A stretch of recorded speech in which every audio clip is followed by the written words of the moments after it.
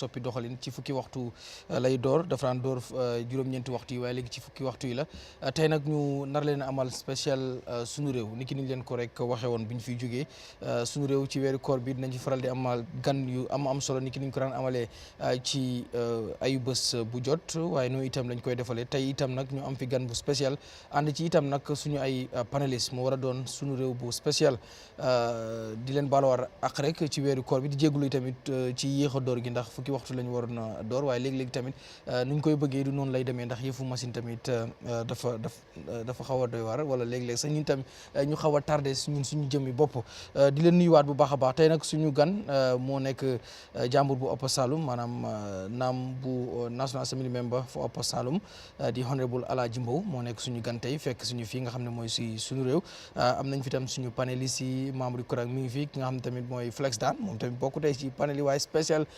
panéliste la ndax moom tamit mën naa ko sax considérer comme second guest sax because of am na yu bëri yu ñu mën a waxtaane moom ak guest bi di tamit Mr Bojang ak Sekou Dieng ñoom itam di leen nuyu ñu ngi waroon a agsi ñoom itam ci show bi waaye dañ xaw a jàpp moo waral ci mënuñoo ñoo ñëw waaye ba tey am na yu bëri yu ñu war a waxtaanee dinañ ñu waxtaanee tey focus ci fi nga xam ne mooy ci parlement bi maanaam ci National Assembly bi yu bëree bëri dinañ ko fa waxtaanee bokk na lu jëm ci diaspora voting bi nga xam ne dañ ko jàllut comme niñ ko waxee coow li bari si dinañ dikkaat ci li nga xam ne tamit moo jëmaat ci lu jëm rek ci oversight function yi maanaam xam nga jàmbur yi seen wareef la ngir ñoom itam ñuy topp ñi nga xam ne ñoom la ñu dénk yu ci mel ni government institution yi ministres yi ak yu ci mel ci noonu di leen topp di xool ndax li ñu war a def ci lu jëm ci koppar gi ñu leen di jox muy lu jëm ci wàllu budget beeg yooyu ndax ñu ngi koy def ni ñu ko war a defee am déet yooyu noonu yëpp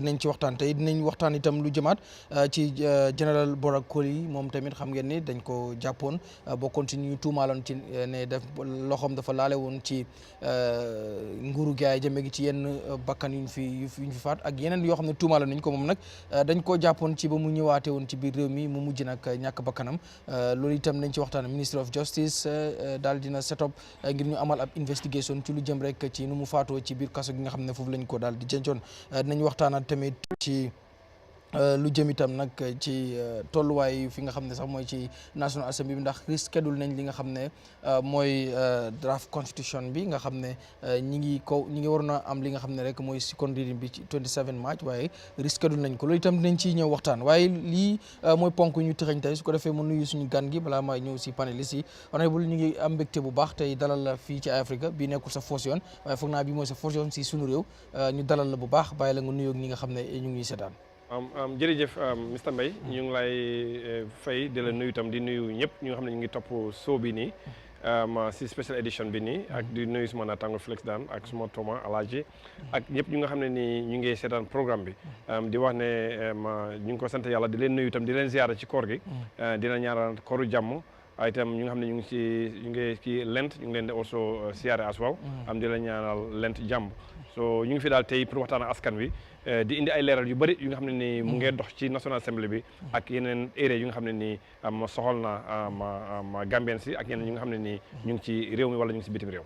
macha allah Mr Dan ñu dalal la tey fii ci suñu réew as a special panelist ñu mën a waxtaanee ponk yu bëri tey ñu bàyyi la rek nga nuyoo ñu seetaan.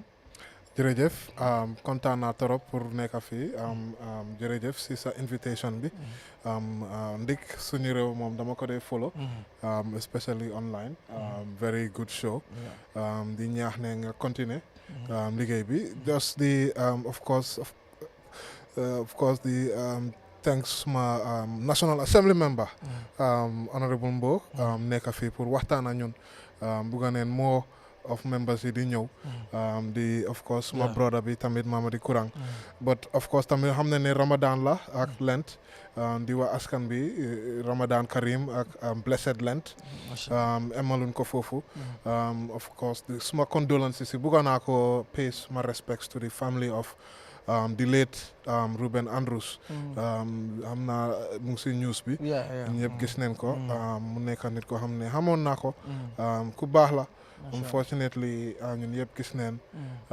lu xew officers yi ñu ngi def seen investigation wante xam neen ne rey neen ko si kiram so loolu laa bëggoon a njëkk a starté ñuyu listeners yi ñuyu viewers yi jërëjëf thank you Mr. Kuran asalaamaaleykum Karmi jërëjëf di nuyu sun followers yi déglukat yi di leen sant di leen gërëm di leen sant si weeri koor gi ak comme ni ngeen ko waxee lent bi tam commencé na ñoo xam ne christian lañ di ñu follow tam ñu ngi leen di nuyu di leen wish jaama si seen lent bi di nuyu suma Toma honorable dama ko dee follow on the online and the news so I'm very happy bi mooy first time I meet ko kontaan naa si with my brother Flex Dan it's been a long time moom tam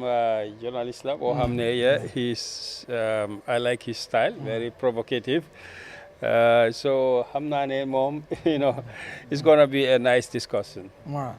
balaa ñuy dugg si discussion bi sax honorable once again congratulations ci lu jëm ci yow nga xam ne dañ la élakas nga nekk chair of Africa muy IGF multi stakeholders advisory group ñu appoint la mu doon loo xam ne tamit ndam la pour réew mi because of doomi Gambia lañ ko def so balaa ñuy dugg si bi ñu congratulate la bàyyil tamit xëy na nga dikkal ñu si loolu tuuti nan la demee ak responsibility bi nga xam ne moom moo la nekk di xaar si foofu noonu. jërëjëf Garmi the Africa Internet Governance Forum is a special forum that is organized pour discuss affaire internet bi governance ak itam naka la nekk di doxee ci réew yëpp ak lu nga xam ne nii daal nit ñi all stakeholders government la yow parliament la wala private sector dañ dañoo talk to a table there's nothing like kii mooy lii kii mooy ñu discuss real issues ñu find solutions make recommendations so that countries ñu fa xam ne attend nañ ko when they go back they will be able to make some policies they will be able to change policies or they will be able to make legislations lii nag mu ngi start in Africa since around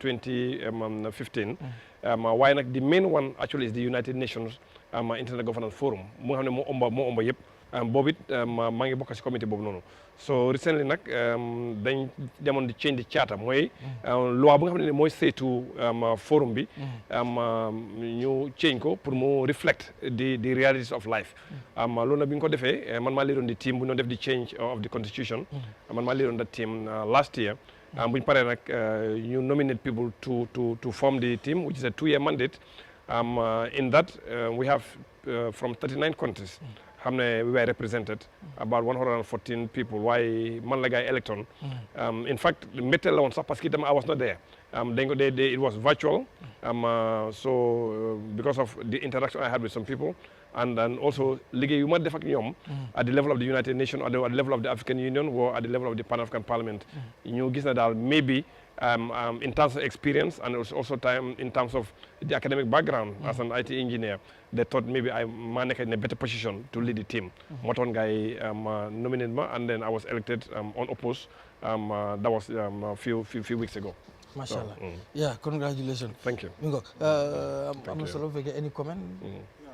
I'm just to congratulate because honorable moom bokk na si ñoo xam ne spearhead neen even the suma mistake the access to information bill bi fii so moom itam si boppam not only that bokk moom moo indi private members bill boo xam ne expand na time yu National Assembly members yi mun a am ak budget bi from 30 days to 60 days. ba pare finance minister violate waaw loolu moom nañ ko laal wante boobu moom waxul si dara boobu moom foofu laa ko njëkk a door dara boobu moom waxul si dara congratulations. Thank you very much. Definitely.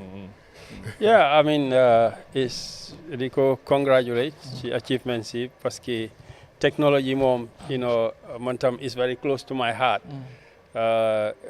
Demoon naa to the internet conference in Yokohama in Japan in 2005 when things were starting up and I can see the efforts ñoo xam ne moom la gars yi ñoom yi def di keep up with the pace parce que technology moom léegi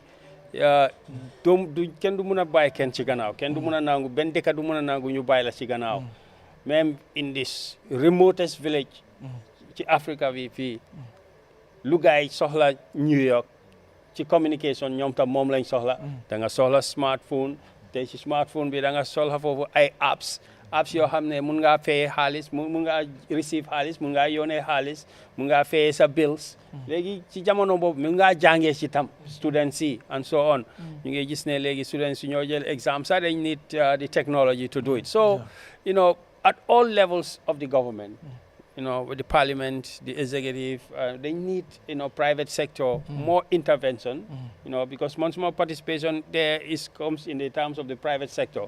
So, lolu pour mom, what is the mission, you know, follow ni, you know, is very good for the country.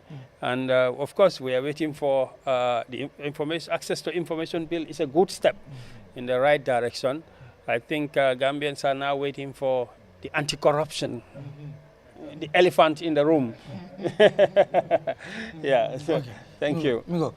Su ko defee dafa am hadi xaw ma na vidéo bi pare na dafa benn vidéo moo bëgg ñu seetaan force doog a ñëw ci biir show bi hadi bu fekkee vidéo bi pare na ñu dem ñu seetaan ko ñu ñëwaat suñu seetaanee vidéo bi ba pare ñu ñëwaat because bëgg naa jël seen réaction boobu mais bi duñ ci yàgga just laaj leen seen réaction after bu ñu seetaanee vidéo bi fekkee vidéo bi pare na hadi ñu seetaan ko te ñëwaat. Honorable members, we cannot have the quorum. It only gives us 2 minutes. I've given you about 5 to almost 10 minutes. We still cannot have a quorum. I will therefore have to adjourn this thing until tomorrow. Yes?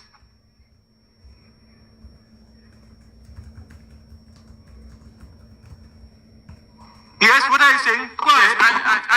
I said let's give us 5 minutes. We go down and we check some of them. No, I will not be doing that. If we continue to be doing that, we will have the same fault.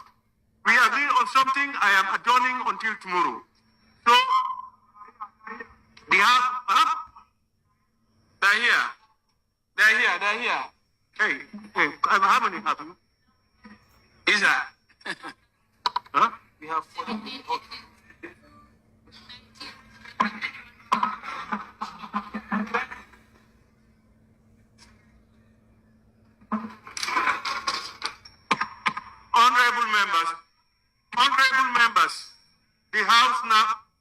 Honorable members, the House now resumes. Please, honorable members, it is very disappointing that some of you have to come at this time when we have agreed. There was nothing that people were doing. Most of you had prayed, there is no lunch, so I don't know what people were doing. And we agreed on a time. There is no excuse, whatever it happens, when we say this time, come on time. Come at least a minute or two before the time. But people will sit outside until now. Look at the hall. I was just going to... We are sorry, sir. I was just going to adjourn, but some of you started calling up. I was going to adjourn until tomorrow. We must take certain things more responsibly. How can you all the time be called? The House is now resolved in the committee of the whole assembly to resume business as usual.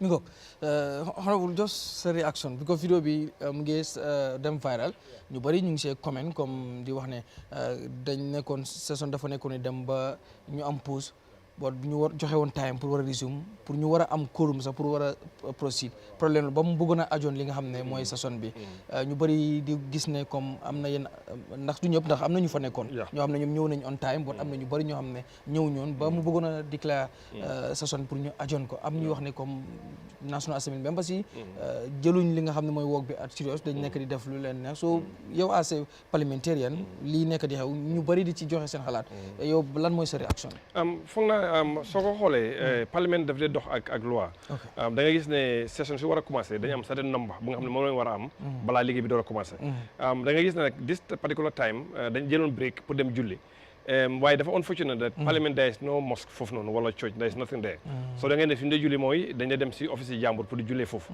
in fact outside the speaker deputy speaker majority of the minority there is no MP that has an office there so wuñu ne suñu paree ñun ñëpp dañoo dem si benn office pour try pour julli so loolu nag dafay take time parce que man fu ma nekkoon for example in the majority days office pour julli foofu noonu soo fa demee léegi da nga fekk foofu 15 people or 20 people ñun ñëpp war a julli si benn basang te office dafa ndaw parce que amuñ jàkka amuñ juma foofu noonu da nga gis ne itam waaye loolu is not an excuse parce que dañ fa dem pour liggéey so da nga gis ne itam loolu daf ñoo affecté loolu waaye nag te bu ñu demee ba agree ne time bi lañ war a ñëw ñun ñëpp dañ war a respect the time pour come back so there is no excuse for that whether julli nga or julliloo dem nga fa demuloo fii loolu that's not an excuse so I think my speaker bi I think wax naa ñun tey mu ne nañ try to avoid because of moom joxe time bu ñëw daf lay laaj dañ jël break 20 minutes 30 minutes or 1 hour ñun ñoo d'accord ñu ne nañ dem break 30 minutes or 45 minutes loolu des na si ñun so bu ñu mis ne ñun suñu paree si break boobu noonu dañ war a respect the time pour come back loolu nag moo amutoon tey te itam lu nga xam ne dañ ko war a bàyyi xel parce que dañ fa dem pour liggéey te loolu itam dafay tarre liggéey bi da ngay ne every day dafa am lu nga xam ne dañ ko am on the order paper dañ ko war a def balaa ñu ñibbi so da ngay gis ne itam the more time we waste outside pour session mi start da ngeen ne loolu daf ñoo tarrel te itam am na ñu nga xam ne itam wax dëgg yàlla muy journaliste muy ñeneen ñu ngi toppa dañuy toog ñi ngi toog seen office ñi ngi toog seen kër yi ñii dañoo ñëw parlement sax pour seetaan xam processus bi naka laa demee so da ngay ne ñun suñu wasted a lot of time da ngeen ne daf leen xam nga time is money daf leen waste time as well so for me personally I don't think there is any excuse for that even though ñun ñëpp ñu si ëpp dañ génnoon pour dem julli ji waaye itam amuñ julleekaay foofu noonu waaye loolu is not an excuse gannaaw ñun ñëw d'accord ne 30 minutes dinañ ñëwaat back we should keep to that time and come back and do the work. Thank you. Yeah. Flex. nit yi am nañ right pour complain te lu tax ma wax loolu mooy ndik National Assembly members seen time dafa nekk expensive time soo xoolee every single session how much leen dee fay pour parliamentarians bari na xëy na honorable moom mun nañoo wax exactly foog naa ne at least den dee am seen different allowances on top of you know seen normal pay sitting allowance yëpp am na so that means ne den war a fulal seen sessions yi lii nekkul the first time xam naa honorable dina remember man léegi sit si da nga dee gis ne daf dee empty pala session daf dee mun a am sa session du am you know because of the number of people members ñu fa war a nekka nekkul fa because of comme nu mu ko waxee parliament dafa am procedure balaa parliament di mun a taxaw foog quorum am te quorum foog naa ne is it half of the half plus one of parliamentarians ñu fa war a nekk so da nga gis ne at any given time speaker bi moom moo nekk soo bëggee like jël leave comme xëy na doo ko mun a make si dee bi da nga ko war a communicate through the speaker so ñoom ñooy decide ba pare dañoo make sure ne no matter what half plus one ñu ngi si dëkk bi pour ñu mun a def seen liggéey so da ngaa gis ne right now am na yeneen members yoo xam ne nekkul si dëkk bi you know but still then they mun a make sure ne the number of members that should be around are there so comme nu mu ko waxee amul benn excuse there is no excuse it's unfortunate but lii dafa nekk loo xam ne is ongoing nekkul this is the only time façon yi di happen definitely Mr. Kurang yow noo ko gisee I mean comme xam nga léegi soo buggee xam lu nekk ci système bi ñu nekk ci biir système bi suñu waxee just for 2 minutes dang dee mun a understand you know what is the problem of the system moom lu moo wax ak speaker bi moo gisee réaction bi start na ne di wax ne National Assembly loi moo ko dee yóbbu su fekkee ne war na ñoo toog te am nañ rules ne nangam nit amute dañoo war a close you know for another day other consequences are there because more reaction of the speaker that when it is closed National Assembly members xam nañ ne maybe they will lose their sitting allowance if there is no implication you bi du am njëriñ so those things are very important to know the other thing which mu mention fii mu ne National Assembly members amuñ office loolu is a surprise to me you know parce que moo gisee the big building like that dama foog ne you know every National Assembly member they should have an office ñoo doo mun a am National Assembly members yi amuñ kon naka la ñoo liggéeyee how do you work just wàcc a moto go into the chamber ci hall bi toog waxtaan loolu du liggéey liggéey bi an assembly member a senator in every country da nga war a sax am sa office bu ndaw boo xam ne you can print you can type you can photocopy in your office, in one office, all the National Assembly, because so they may see junior secondary school next door. I am head of department, mungi am own office am. A head of a constituency does not have an office. Then you know there is a systems problem, right? We have a problem. You know, those are basic things. You cannot work. As an assembly member, when you want to work, you have to communicate, you have to correspond, and you have to react. You have to call people. You even have to have a secretary there, either at your own expense or whatever, or at the assembly's expense, but at least one secretary, so that his office is open, and members of the public that he is representing, ñu moo represent, mun nañoo dem ñu xam ne Mbow fii moom soo fa demee soo ko fa fekkute office am la di nga fa mun a bàyyi message te di nga xam nekkut këram nekkut ne people ñi dañ war a dem ci këri National Assembly member am di solve problem no because ci assembly bi boobu noonu boobu moo ko fa teg mun ngaa dem ci office bi moom mu dem straight from take your problem down, take notes down, type everything, put it in a document, and then maybe it's a letter la mo yone mu yone letter fenen wala mu pass a proposal somewhere. So the National Assemblies, they must have the tools. Lolu bala moto bi la won sax. Wadi bala moto bi la won am computer in your office, am bena office, am a secretary fofu nonu, right? Am a typewriter. I'm a small sitting area for the members of the constituency. Bob more important than Motobi. Well, Motobi tam is good for their mobility. Moto is good for their mobility. How much Moto B? One day, your pickup is anything is good for their mobility to move them around. They need it. But the installer office, National Assembly, do not them without an office because come lumo wahni. Sa office nga muna def. You take care of yourself, at least do your small things, you have your small waste hand patients, understand, freshen up, come out and be fresh, and then move the country forward. They need these things. Mashallah, yeah.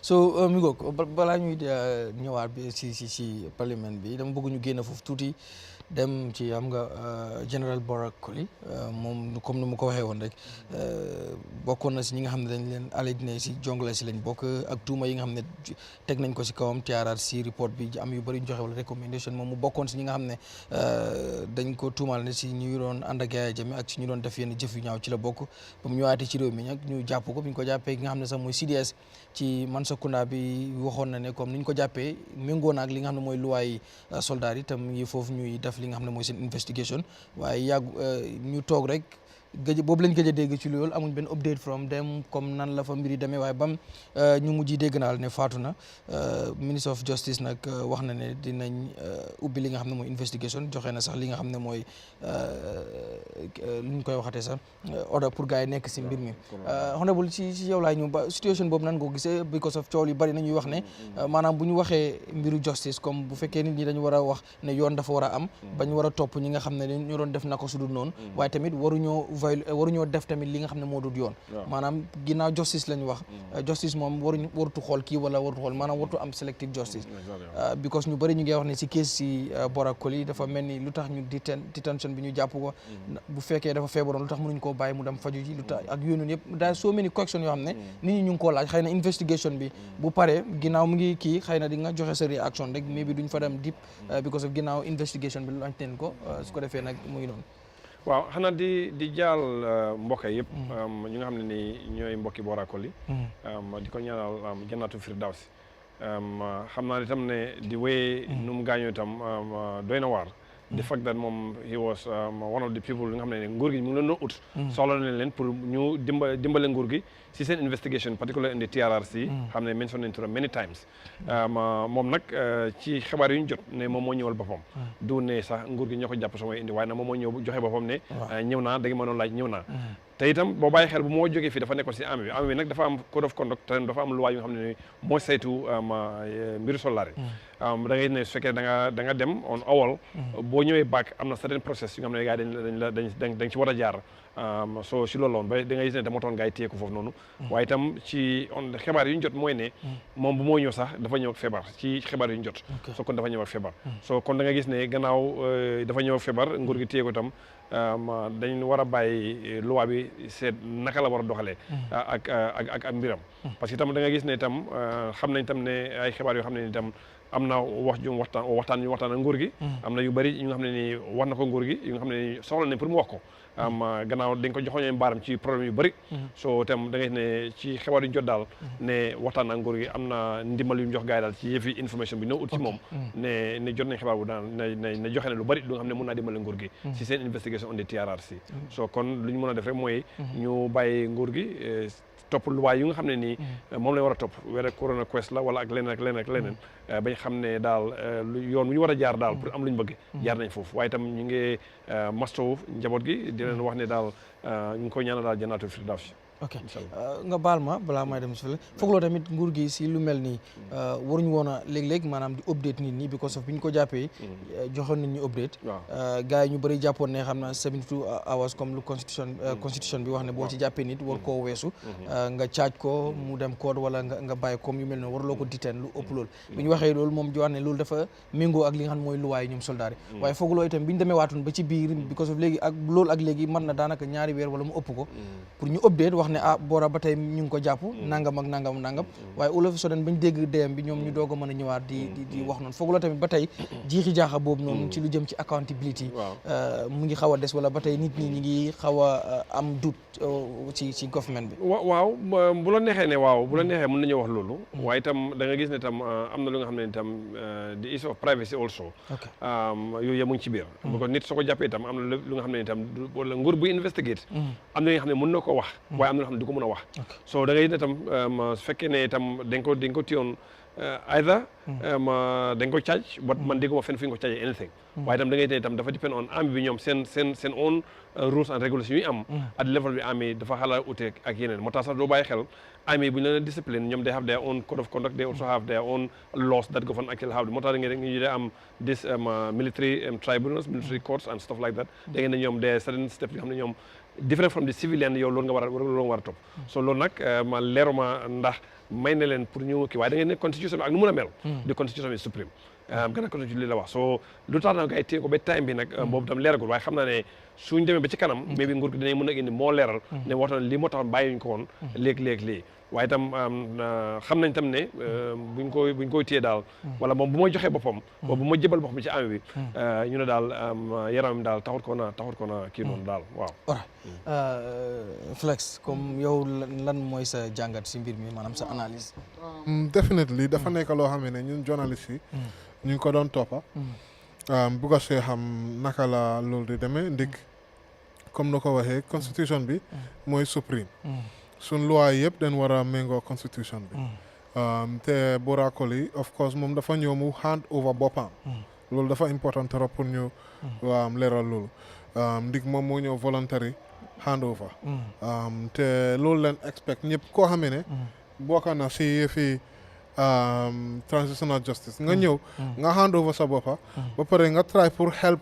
nguur bi pour so that dinañ mun a tëj chapter boobu noonu because chapter boobu benn tey mu ngi ubbi te foog rek fu mu mujjee mooy mbaxana fu mu mbaxana nekkee benn fàtte naa pour of course Massaw family Borakoli di leen ne of course unfortunate waroon naa nekk alive boo xamee ne at least moom itam mu am the same right boobu noonu because of secondary detention nga ñàkk sa bakkan questions dinañ la te questions waaye comme que wax nañ ne bu ñëwee mu ngi ñëwoon ak tawat yaramaam nekkutoon 100% loolu xëj na tamit moo si bokka waaye corona wala inquest mu ngi on because of gis na write-ups press releases from the government Ministry of Justice ak foog naa ne Chief Justice waaw judiciary bi den binda something so I'm sure dinañ get to the bottom of it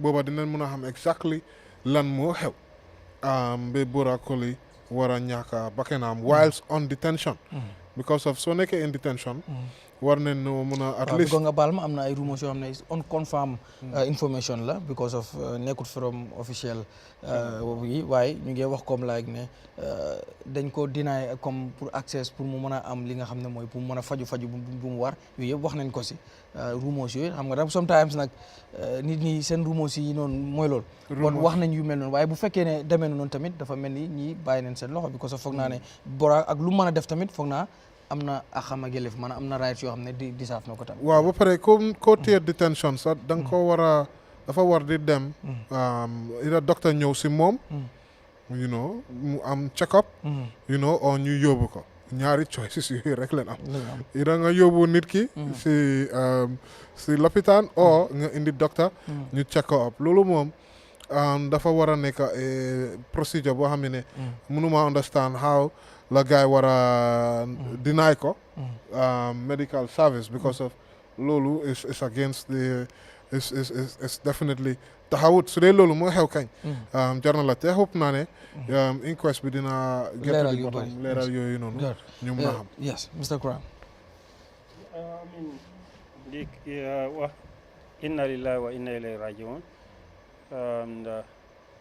xam nga yàlla moom lu mu dogal ku nekk sa time doo ko mun a passé dafa nekk loo xam ne loi bi la ñoo war a déglu rek you know comme su fekkee ne investigation baa ngi on ñu xaar investigation bi you know xam na you know after the investigation ñu mun a xam lan mooy report bi mun see comment you know anything about the cause of death you know it's history moom history la rek you know 1994 am na up to 2016 you know and things happen tey it's part of the recovery program of the Gambia foog ñu you know bàyyi suñ xel you know déglu loi bi you know bu ko jëlee ak xool ñu xam ne you know God is watching tey you know whatever you know happens the truth will come out yes mi ngoog su ko defee loolu lu ñu ubbi woon la rek pour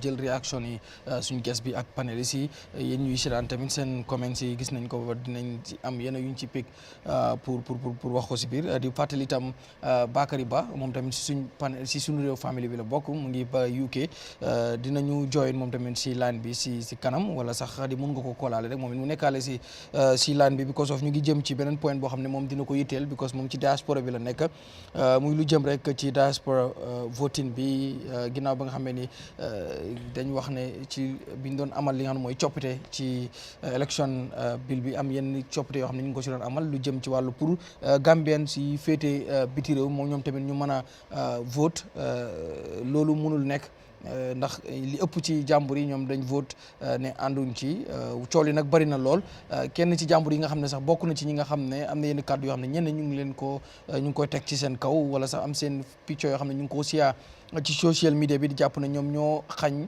Gambien si seen right pour Gambien su nekk abroad seen right pour ñu mën a vote moom mi ngi fi dina ci indi ay leeral wax yu demee noonu te Mr Mbow wala honorable sorry affaire boobu noonu coow li bari na bëgg nañ yow nga dikkal ñu ci nan la mbir yi demee because ñu bari ñoom dañ jàpp ne yéen ñi vote li nga xam ne mooy against that bill yéen a tax tey diaspora bi bu ñu waree vote duñ vote coow li nag bari na so ban explanation nga si joxe waaw jërëjëf Mr Mbaye xam nga coow li bari na waaye li si ëpp doole yëpp mooy ñuy coow nekkuñ di wax nit ñi lan mooy dëgg bi lan moo xew parlement bi bill bu fa ñëw du diaspora bill it's called an elections bill bill bi mooy loi boo xam ne ni nguur gi bëgg na ko indi pour luy saytu affaire élection Gambia mooy fu ñu demee register boo register naka nga sànni carte boo sànni carte naka nit ñi di taxawee ay deposit lot of things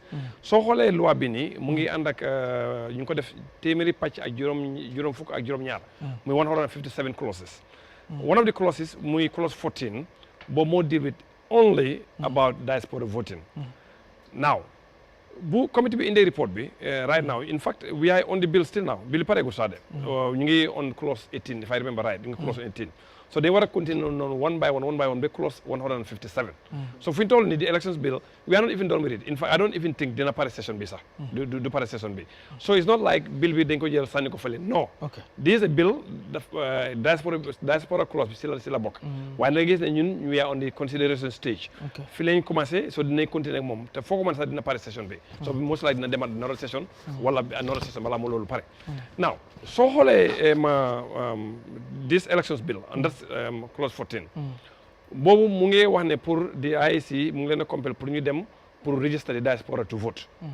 Now soo xoolee loi Gambia which is the constitution of the Gambia on section 26 boobu moo la jox the political rights mu la woon ne Gambia gannaaw Gambien nga am nga 18 years of age par you are of sound mind mel ni yow yaa ngi ànd ak sa sago yaa ngi ànd ak sa xewal am na lu nga xam ne ni loi bi moo la ko jox ne mun ngay dem participate in political activities. Mun ngay dem taxaw wala nga dem sànni whatever loolu is guaranteed. And that section 26 of the constitution loolu dañ ko entrench mais ne soo ko bëgg a change sax da nga am pour dem référendum ba Gambie si yëpp ñu ëpp doole d'accord ne waaw li dañ ko war a sañ. su loolu passé nga ñëw on section 39 subsection 1 of the constitution boobu mu laa won ne Gambien si yëpp ku xam ne Gambien nga am nga 18 years of age ba pare am nga of sound mind mel ni sa xel bi mu ngi ci yaa ngi na sa xel war naa na mën a register nga vote to a constituency waxoon ne nga register rek non register to a constituency te constituency already define nañ ko in the constitution ne 53 la so which means ne Gambien bu xam ne foo mën a nekk mu ne laa register to a constituency so moo tax fu ñu toll nii amul benn loi bu tere diaspora to vote loi boobu amut loi boobu amutoon before loi boobu amutoon now lu xew mooy fekkee ne yaa ngi nekk outside the Gambia loi bi lu wax mooy dañ lay register to a constituency mais ne mën ngaa ñëw Gambia nga register am na ñoo xam ne sax loolu lañ nekk di def su élection jotee dañoo ñëw sànni carte demaat waaye nag loolu dafa métti si ñëpp ñu mën a def loolu dafa métti si loolu so this section 14 bi lu mu doon bugg a mooy ne dañu am pour dem ci ñoom yi register leen to constituency loolu nag soo ko xoolee dafa indi problème on section 39(1) which is also entrenched problème bi lan la boo demee léegi in the diaspora nga bëgg a register all of them to a constituency su élection jotee presidential bi may not be that much of a problem waaye boo demee parliamentary wala local government there will be a big issue bi lan la mooy for example doo mën a xañ kii nga ne da nga vote pour élection présidentielle waaye doo mën a vote pour yeneen doo ko mën parce que léegi nii for example in Upper Salom for example yow let's say you are in the United Kingdom you are in Germany you in Sweden or any of the Scandinavian countries yaa ngi in America yaa ngi in the African diaspora yaa ngi in Asia for example léegi fekkee ne dañ lay register all those countries to a constituency so election jotee then that means IEC have to go to you nga vote for the particular constituency loolu lan la mean mooy all the 53 constituencies who contest in the parliamentary for example you have 3 people or 4 people you multiply that by 53 mu nekk 212 they have to take them there for them to vote lu xew mooy logistical issue la logistical nightmare la IEC mënuñ ko def on a saga soo bàyyi xel ci at yi ci gannaaw am nañu demoon court to the Supreme Court ne diaspora dañ leen xañ pour ñu vote Supreme Court bi lan la wax mooy ne Gambians yi dañ leen war a jox ak ay yelleef based on section 39 subsection 1 pour ñu register pour ñu vote waaye that decision waxul ne gars yi dañ war a dem si wherever they are in the Gambia across the country across the world pour register waxul loolu in fact another one lawsuit bu ñëwoon at the High Court which Justice Amina Sise actually moom moo ko presided over they were trying to create pour compel the IEC mooy the writ of mandamus or you can call it an order of mandamus to order the IEC to go there waaye court bi tam the High Court again mu ne leen moom amul that power to change what the decision of a superior court has done which is the Supreme Court of the Gambia parce que ñoom they are subordinate court they cannot do that now the other issue mooy ne pour boo bàyyi xel in all aspects doo leen dégg Supreme Court or the High Court mu ngi wax about you go to the diaspora and register parce que xam nañ what is in the section 39 subsection which is entrenched ñoo xam nañ loolu so moo tax all along Supreme Court must wax anywhere ne you have to go to the diaspora and register to vote because already it's given in section 39 subsection 1 you have to register every Gambian of sound mind ku am fukki at ak juróom-ñett waaye da nga ko register to a constituency foofu la problème bi nekkee nag so IEC pour nga war a register the diaspora to a constituency is going to create a nightmare for them te they will not be able to conduct elections only for one aspect ñu bàyyi beneen aspect bi parce que that will be discrimination as well so moo tax So gis a guy dem court is to compel. Mota boba had decision of the Supreme Court, and the decision of the High Court again is not to go and execute. It's declaration to reaffirm, to confirm that section. John right all Gambians. What ne kifila wala kifila all Gambians lolo. So lolo nak Parliament cannot pass a law. Lu nga xamne dafa ñu create problem for the country. Parce que soko defé légui ñu wara dem pour election parliamentary, you know, oh no, we don't have legislation, we cannot do this. Then they will go back to the courts. So soko xolé itself, section bi mu la wax ne you have to register into a constituency. Motax na amna Gambians yu nga xamne they are in the diaspora. Register nañ to vote, but they come, they vote and then they go back. Issue bobu nak metti na ñun xam nañ ko. So motax suma déggé ni ngi wax naan parliament dañ prevent from voting, that is not the fact. That is not true. There is no law that prevents any Gambian that is of sound mind and of 18 years of age or above to register to vote in the Gambia. Amul law boloko tel amut. Amut. So mota you want and the prevent diaspora, that's not the fact. That statement wow. is what I am just thinking. Yes. There is no law yes that prevents any Gambian of sound mind that is 18 years of age to be able to register and vote in the elections of the Gambia. Provided you are in the Gambia. Wherever you might be. You have to register. You have to register to a constituency. Yeah, but if you are outside, yes, the law say you are not able to vote outside while you are still outside. No, but you are registered in Nyamene Dankogo or Nyamene West, for example. Kudang, yeah. Nyamene Kudang, yeah. Nyamene West. I'm actually registered in West Coast. In West Coast? Yes. For example, let's say you register somebody in Nyamene East, for example. Yes. When you want to register here in the Commons, for Nyamene East, what do? Don't you go to Nyamene East and register? Yes, you go there and when it's time to vote, you go there and vote as well. Yes. Same thing. No, but why am I going to Nyamina or to Basse to register? Because the state recognized that Gambians are living there. Exactly. And let them vote. And so the idea is there is a democracy and the state want to give the dividend to the people. So now what we are saying is there are Gambians maybe living in London or in Dakar and who want to vote. Yes. So it's within the same principle, we want the state to take the prerogative to them. Yes. And let them vote. Yeah. No, but the issue is... You understand? And the law is not allowing that. So if you say there is no law that stop people from voting... No. The lawmaker. You are the lawmaker, and you say there is no law. No, it doesn't prevent them. Yeah. That is the prerogative of the IEC. In fact, that's the reason when you look at the Election Act itself, here, Election Act itself on the section 14, if I remember correctly. Yeah. Mungla wane here that's the Election Act. Wow. Under this section, which is the register of vote, section 11. Yeah. It says the commission shall prepare, compile and maintain in accordance with this part a register of voters for each constituency, a register of Gambian registered voters in foreign countries. So what law prevents them? Okay. So, but that's not being done. Hey, thank you very much. Yeah, that's not being done. So, I mean, why is it not being done? That's a question for IEC to be able to answer. But you can easily see... So, you're saying that as far as the lawmaker is concerned, yes, it has none, because there are issues. I listened to Honorable Suwaibu, Toure, and what he was, one of the things that he was said in a forum we have is that, look, there is a paper ballot and there is a marble. And the IEC seems to be having a problem. Right now, the marble is the law, isn't it? Yes, yes. So you need to go and see whether to vote by marble abroad is not feasible. It's not at all. Right? At all. You cannot transport boxes and so on. What is feasible to vote Karta in London or in Dakar or in New York more by paper ballot, but more feasible. While Luabi says marble. So you have to, you want to change Luabi. This, once this bill is enacted, the elections bill, this one is out. So in fact, if you look at the sections of the current elections bill, then that's where you change it. That's the current bill that we have right now. That's where you change whether paper ballot or marble. Yeah, but my question is, yes, at the parliament level, have you discussed, right, and heard from the public and all the technicians and everybody about marble or paper? Or paper. Exactly, they did. So what's your situation? Well, in fact, the committee, if you look at the committee recommendations, they kind of like almost divided, if you look at it. Some say we need to keep the marble voting. but it's not possible for the diaspora to vote with Mbow. It's not possible. So the committee itself is actually decided on that. Now, even at the members of Parliament, we have not reached that section yet. Why not pour you change the way Gambia to vote from Mbow to paper? In the bill itself, why not? If you look at the report itself, you think the committee you want token/paper. So both. Yeah, both.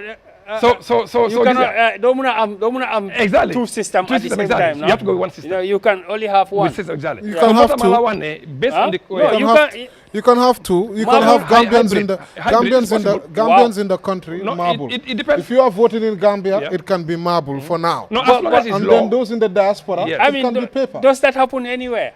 I'm not aware where it happens actually. There are not a lot of countries that use Mbow because anyway. you have once you start using token and Mbow, you have a control problem.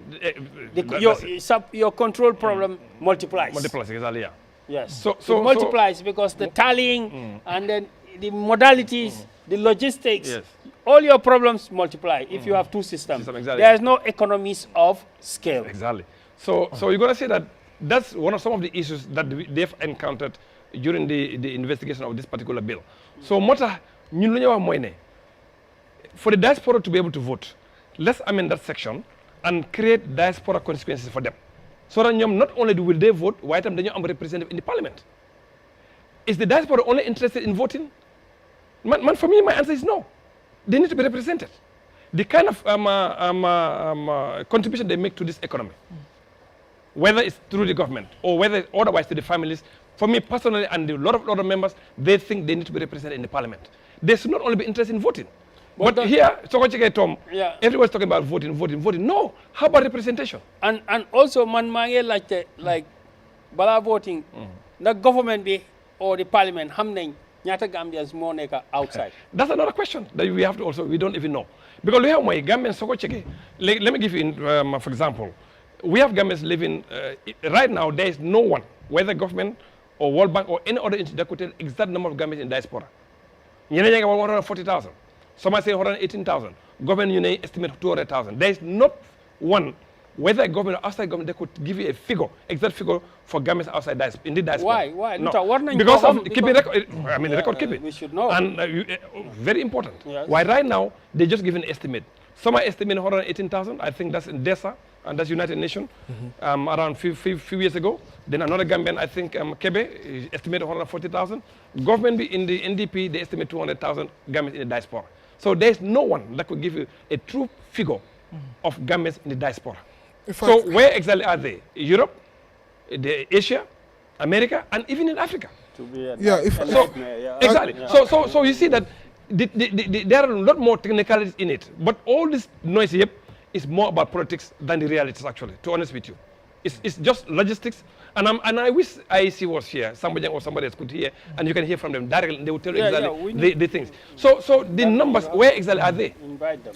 So, you know what I mean? So where exactly are they? Yeah, we will invite them. If I can come in here, because I'm sitting here, I'm just listening, but I myself, I'm a diaspora representative. Yes. Honorable Mbow might remember, I don't know if he was one of those, but I did come to the committee. I was one of the representatives that came to the committee to speak in Parliament that's the committee about these elections on the diaspora. There's been a lot of work that's gone on behind the scenes on this diaspora issue. A lot. Honorable Mbow talked about the numbers. The numbers are, just like other African countries, we have our African citizens across the globe, and not all the time that they declare their papers. You understand? Some people operate under the radar. You understand? Yes. But still, those other African countries, they are going out there. They are coming here to Gambia and registering their citizens, and their citizens are voting here in this country. So that is not it's not an excuse for diaspora not to vote. And just with regards to the numbers, Honorable Mbow is right. Yes, those numbers, if you look at it, they do make sense, because those numbers, they are in sequence, like in date period. Currently, the most recent guesstimate is the NDP, which is saying 200,000. But the most accurate data and comprehensive data came out not too long ago in 2022 or 2021, MSDG, that's 175, 180,000. So as time goes by, the population of the diaspora continues to grow. Yeah. So it was 140,000 some time back when I look at the 2000 or some 2018, as you mentioned. 2018, yeah, around You understand? So those numbers, they make sense to me. You know, 140,000, 178, 180,000, 200,000 as time goes by. Those numbers are not the problem. And in fact, MSDG, just to make sure that the diaspora can vote. Gars ñu ngi comment ñu ne They've brought in- local language. ok jërëjëf dinaa delluwaat waaw si just mix and blend waaw rek. am na solo trop ndik lu ma doon wax mooy ne data bi mu ngi fa pour wax fan la Gambians yi nekk loolu mu ngi fa waaye government bi ñoo am responsibility boobu noonu pour ñu dem ñu gestu ñu xam fan exactly la seen nit yi nekk te xam naa ne government ñu ngi see taxaw ñu ngi see def dara beyond IEC Yeah, to some It's extent the parce Ministry que of Foreign Affairs. IEC du boobu foog sax this census It's the Ministry of Foreign yeah, Affairs. bala IEC waaw di census bi tam foog ne Gibos. am nañu comme Gibos Bureau of Statistics. waaw pour mën a am statistique ñu mën a am pour exact waaw waaw man da kon Adam war na ñëw involve non, non, non, because of ñoom ñoo they nekk di don't- waaw they don't- mooy they Gibos Exactly. So da nga gis ne li laa nekk di wax dafa am loo xam ne nii you know on the surface it may look simple but behind the scenes actually is a nightmare. Like let's give an example, Senegal diaspora voting. They create consequences for them. Exactly. They have Central Africa, Western Africa constituency. They have American constituency. They have European constituency. So those people are represented. That's exactly what I'm talking about. So then when you do that, it makes it much easier for them to be represented. Because of me, I'm in the African Parliament. I'm there with their diaspora and representing them in the Southern Africa. And he's a resident of Johannesburg, for example. So he comes to Parliament, attend session, and go back to South Africa. So fortunately, he's also elected to represent them in the African Parliament in Johannesburg. So you're going to say that this guy, when they were being voted in, they created a constituent Southern SADC for them. So it's easy for them to create and vote for him, and then they have a representative in there. Somebody also from Western Africa also, I met some time ago, before these new changes. She came from Cote d'Ivoire. I met her in the trade committee in Dakar when we went there. So he's representing the West African diaspora in the Senegal. Yeah, so that means that you give us an idea because No, I'm telling you, see, if we have a representative in New York or Exactly. Dakar or no, Exactly. we don't need to spend per diem and all that. That's what you're talking about. Parliamentarians so traveling. foofu la am problème ak honorable Waaw. because honorable xam na bu baax lu mu nekk di wax nii ba pare am na honorable xam na nga bu baal ma baax sax am na ñuy wax ne moom def leen bitré parce que moom si boppam moom si boppam si diaspora moom sax xam na wante foog ma door ko daala No, go ahead. honorable nu mu nekk di wax moom xam na bu baax liggéey bu ñu war a def The solution bi waaw. solution bi Yeah. wante dañ ko war a apply Waaw. lu tax ma wax loolu Waaw. Supreme Court ñoom gestu neen ñu ne loi bi dafa ne Gambian bu nekk dafa war a vote Waaw. dafa war a am right pour ñu vote Exactly. léegi IEC si biir ruling boobu sax ñu ngi d'accord di wax ne waaw ñoom dineen si taxaw ñu make sure ñu gestu make sure ne Gambians yi ñu vote Waaw. IEC mu ngi doon wax loolu Waaw. di wax ne ñoom dinañ make sure ne diaspora bi vote Waaw. ñun yëpp gis neen bu IEC génnoon benn calendar bala presidential election di wax ne dafa dem register Gambians dëgg bi mooy gis nga loi bi léegi fu mu nekk nii Gambians si diaspora amul dara lu stop IEC pour ñu gestu ñu xool xëy na comme nu mu ko waxee National Assembly mooy nekk issue bi It's a big issue. waaw because amul constituency Yeah. waaye loolu mooy liggéey IEC comme que léegi IEC ñun ñëpp xam neen lu war a xew honorable Mbow moom sax xam na lu war a xew waxtaan bi yàgg na MSDG yàgg neen di waxtaan gars yi diaspora bi ben d'accord ne 5 constituency nda du dégg honorable wala du loolu la waxtaan bi moom la exactly. So we already have solution. so léegi man si Waaw, man waaw. lu because of membership Waaw. ku nekka pour diaspora bi vote dégg nga man fu ma d'accord mooy ñëpp a war a liggéey pour loolu happen Exactly. lu tax ma wax loolu government before the government must set the The platform. pace, exactly. For The parliament set the pace. Now, let me Wow. explain. Wow. You see where I'm coming from. Yeah. National Assembly, ñoom seen liggéey mooy lan pour ñu impose ñu make sure ne Election Act bii nii is an improvement to the Yes. current Election Act. Yes. te suñ génnee section 14 boobu noonu. Wow. ñu ngi dellu kana. No, nekkut an improvement. no. If you do, you are going to contravene the constitution. That's where the issue is. The constitution is supreme. So any law that contravenes the constitution to the level of that inconsistency is null and void. No, but so moom laa explain ni mooy first thing first comme like Thomas di wax ni the government ñoo war a def first and then amend those sections. non man d'accorduma foofu laa ñëw harama ñëw. foofu laa ñëw harama ñëw. let me get to where I'm going. parce que dama am joni fu ma dem. ma ne ku nekk ñoo am responsibility. National Assembly ñoom seen liggéey. si man. moo nekk pour ñu improve ak election act bii nii current one bu ñoo use daf that's the one. waaw that's the one. Yes. te loolu loi la. te loolu contravene loi bi fu mu nekk nii. this election act. as it is no it doesn't. it doesn't. thank you. so loolu laay wax. so xaaral maa ngi ñëw. so lu ma wax mooy. da ngeen war a improve on that. te lu ñoo improve on that mooy lan. ñu pass ñu make sure ne diaspora bi mun nañoo vote. ñoom seen boppa mun nañoo toog ñu decide ñu debate. ok ñoom lu ñu war di waxtaan mooy ñaata constituencies la diaspora bi war a am. foofu la waxtaan bi foofu la honorable war a waxtaan su ko yóbbee waxtaan bi foofu noonu. without numbers Parliament cannot do that. no foog rek. Parliament without numbers you cannot do that. you guys have numbers. Wow. already am nañ numbers. MSDG jox nañ leen numbers. No. I'm not in the committee. Anyway, I'm not in the local government committee. No, I'm not there. Okay. So I don't know the numbers. Well, so the committee be have no numbers. To be able to demarcate, you need to understand the voter population in that particular area or the potential voter population in that particular area. Wow. So man fu ma jógee. IEC seen liggéey. Pour ma mun a move. mooy pour not only ñu approve 14 boobu. mun nañoo instruct National Assembly mun nañoo instruct di IEC ne. ñun dañoo 5 National Assembly members IEC dem leen ngeen demarcate pour diaspora bi 5 National Assembly members because of clause 88 sorry. foog ñoom ñu ameen ko. foofu moom dañ ko war a ameen. ñu am 5 National Assembly members. Exactly. loolu.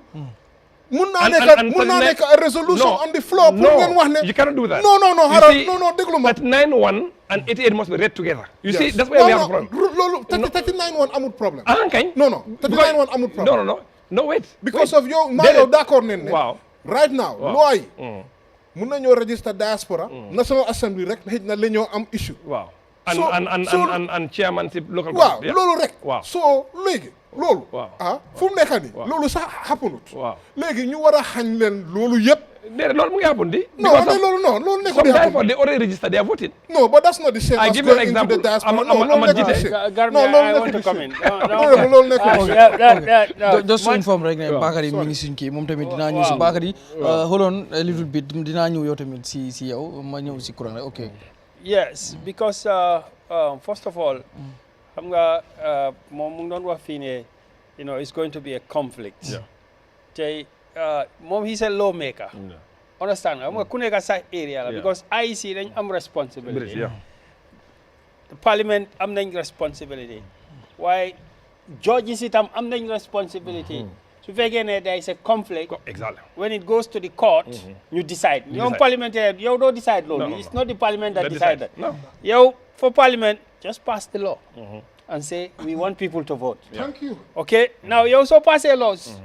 Who will challenge it can go and challenge it in court. But the parliament passes the law to show that am nañ ene bi pour gars vote. Understand? Yes. Thank you. Parce que ñoom defense bi mooy without constituency doo mun a sànni karta.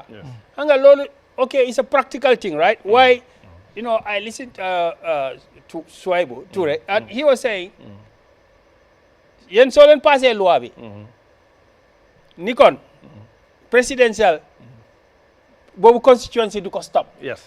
Understand? I agree. So yow dafa mel ni diaspora even one constituency la sax or 5 constituencies la ci presidential it doesn't matter. Then they have one right. am nañ benn right. mun nañoo sànne Carta, chief presidential, then there will be no conflict. No, there will be conflict. If you go to the law. No. You cannot give somebody a voter's card and tell him that you only vote for president, you cannot vote for president. You cannot do that. What I mean, for example. No, you cannot do that. That's discrimination. The voter's card is meant for elections, whether it's presidential, parliamentary, or local government. So don't you only vote president. You see, when you make the law, when you make the law, you make the general law. Yes. The particular application bi boobu IEC la. yow soo passé law bi nga ne they can vote now IEC ñoom nu moo register moo tax ma ne la 1 point ci njël bu njëkk ma laajte how many people ñaata nit moo nekk ci diaspora bi parce que dafa di important booy fix constituency sax da nga war a xam how many percent of the population moo dëkk outside su fekkee ne 10% la nga ne waaw 50 assembly members ñu jox leen 5 understand nga when you have 2 million people 10% mooy 200,000 noonu nga foog nga def some calculation boo xam ne dafa nekk scientific nga arrive at the number of parliamentarians understand nga so waaye soo passé law bi ba pare doo am conflict as far as presidential is concerned boobu is one step understand then when you come later nga decide ne nangam constituency mooy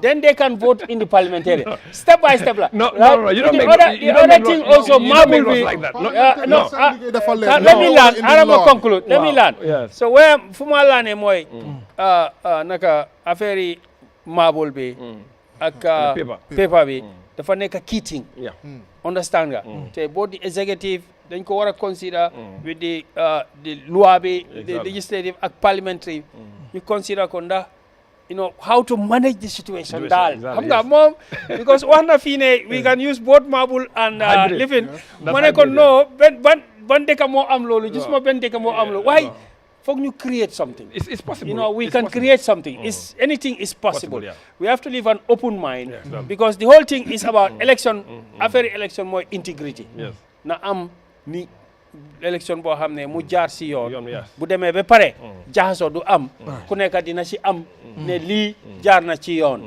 waaw loolu loo ko mun a defee nag foog nga yaatuwaat discussion bi mu nekk parliamentary judicial as well as executive IEC and civil society discussion pour ñu mun a araay parce que nit ñi dañ dee wax ne xeer bi ak kayit bi dafa dem si yëfi jàngum daal understand nga comme koo xam ne munta read tuur yi understand nga wante nataal bi mu fa so su fekkee ne kayit la sax nit ñi nataal bi lañ njëkkaa xool balaa ngaa xool mi pour jàngale ko nit ñi loolu foog ñu def studies sauver gis ne ndax kayit bi mun naa dem su demee tam lan mooy problème si Gambian si debate ko ñu mun a agree si dara so Garmi dama noon just indi squid le mooy comme flex mun na wax noonu gis nga in some of these laws when you read in them sometimes you have to read 2 or 3 sections together. Don't want to read them in isolation. So there's a direct link between 39(1) and section 88 of the Constitution. There's a direct link. Because 88 is very specific, 53 consequences. But subsection 1, for somebody to be registered, you have to be registered to a constituency. Then the constituency will define fairly.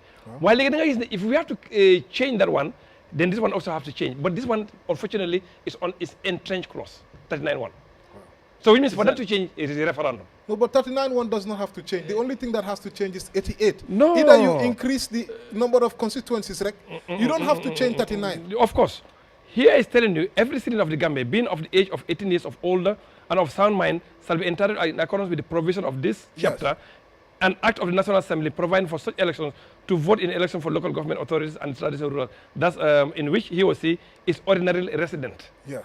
Is ordinarily resident. Ordinary. Then every citizen of the Gambia being 18 years of older and sound mind shall have the right to vote for the purpose of election of a president and members of the National Assembly. This is already telling you, not only presidency, but it's already telling you president, national assembly, and local government. Yeah, so then now that's not true. It's not a choice.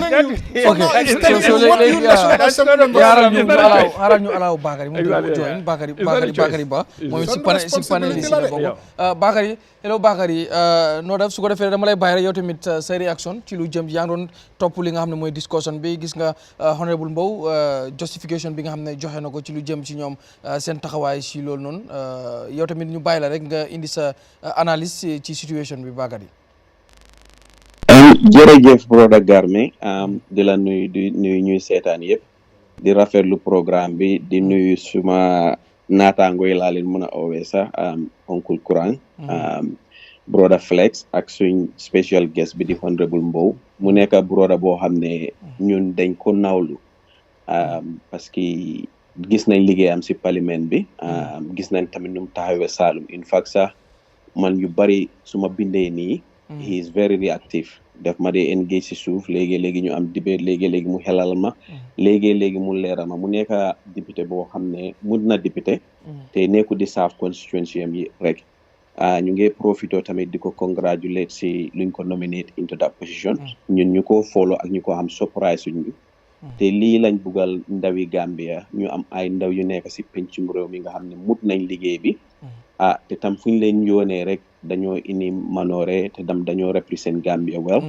and fortunately he is one of those very few brothers boo xam ne soo ko followee la nga xam ko di nga xam si lu moo taxaw tamit ñun yëpp dañ ko see mun a gërëm ñaanal ko balaa maa ñëw si diaspora bi rek tamit di profito di wax Ramadan Mubarak si ñuy seetaan yëpp di masawu joolaay séeréer na parce que xam naa ne weeri koor moom mooy loolu si gars yi man doon seetaan tam si programme bi mooy général Bora Koli ku gaañu tamit ñu ngi ko ñaanal yàlla xaare ko alijana di saaku tamit si nguur bi inquest bu gaay commencé nii ñu make sure ne leeral nañ lu waral naka la fa demee parce que ki nga xam ne yoon daf ko teg si benn place moom moomee fa bakkenam Gambien si war nañoo xam naka la fa demee pour ñun ñëpp ñu mun see comment ñu ñëwaat si diaspora voting bi man nag suma broda bi to be quite honest I'm a bit disappointed parce que pour man dama ko jàppee comme ñun diaspora bi la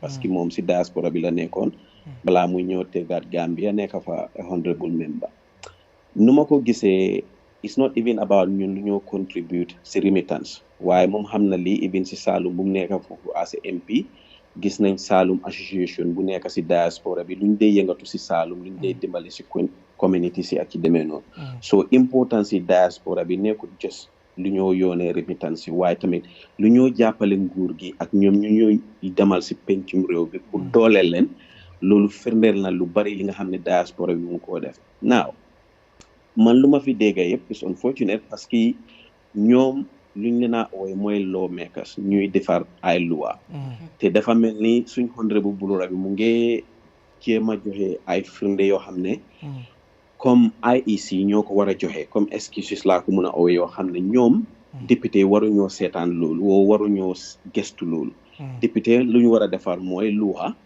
then su nekkee loi bi jaarut yoon wala teggi na yoon is up to the Supreme Court pour ñu ñëw interpret ndax lu député yi def ndax jaar na loi ndax jaarul loi so nu ma ko gisee mooy is putting the cart before the horse ñun luy laajte mooy ñun ñu nekk si diaspora bi dañ am yelleef mooy yelleef bi nga xam ne constitution bi is very clear foofu noonu naaw léegi lu tax amuñ yelleef boobu noonu ak naka lañ koo jotee loolu lañ war a toog waxtaane te lu ñu waxtaan rek pexe am si te pexe bi mooy is very simple pexe bi is there parce que dinaa la jox ay ñaari firndeel bu constitution review commission bi jógee génn a Gambie ñëw si bitim réew am na lu bari nuñ si doxalee mooy comme Gambian association su nekk si bitim réew nuñ leen teralee organiser loolu noonu yëpp even TRR service yu boobam sax loolu tam am na mu jógee fa MFDVC mooy mbootaay boo xam ne professeur Jibril Fall mu ngi ko jiite mel ni ñoom Anta Ndeye Jobaate ak ñoom benn soirée ak Gambien su bari ñoom ko Pa Samba Jaw ak even flex bu nekk tey si lii bi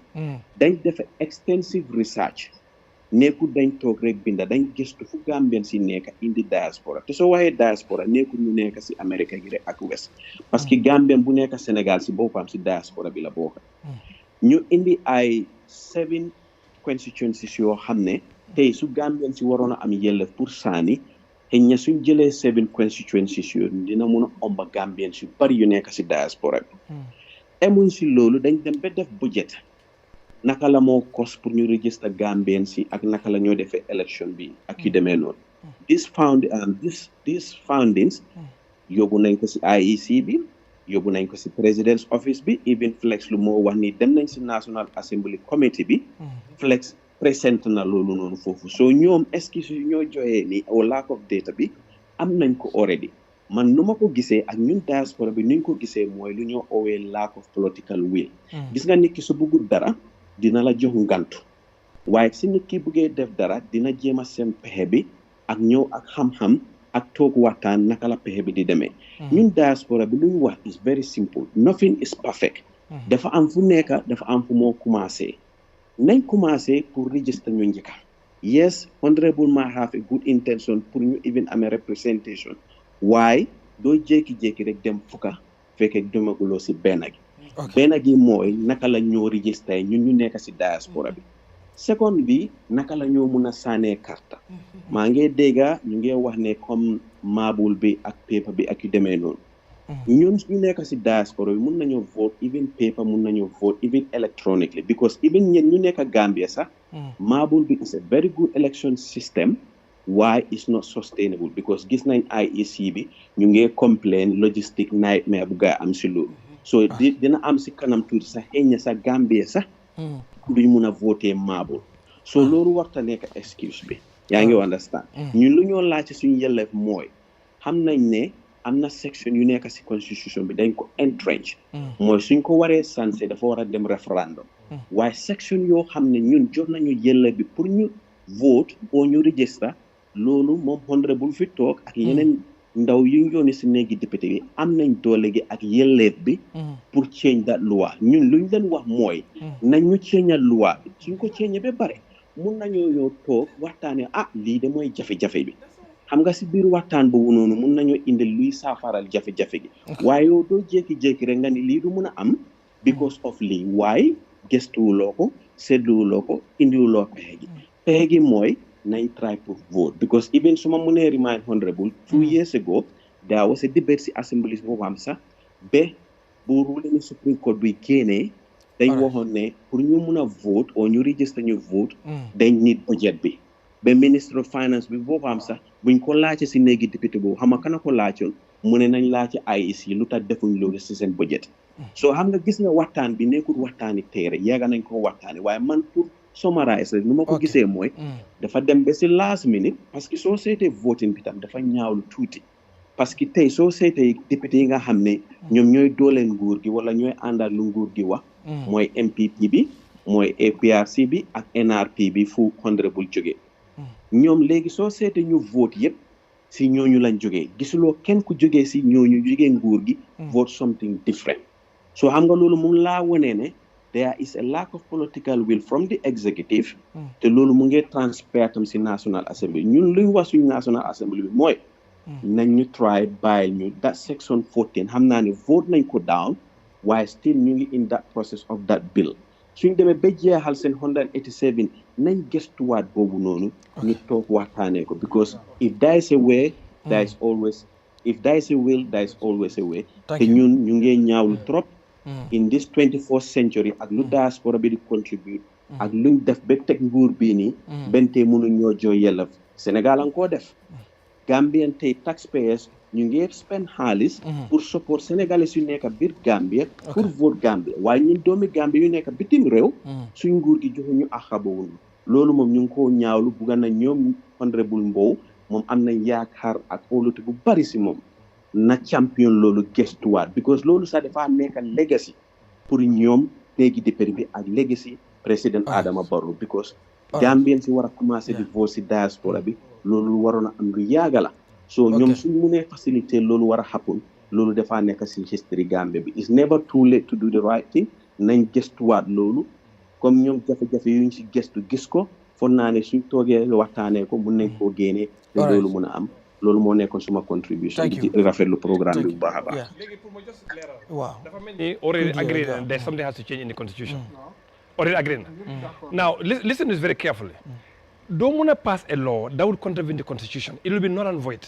So the first thing first, just like what I was saying earlier, we have to amend the constitution first and then pass. This is not the issue. The issue more is the constitution. We have to amend.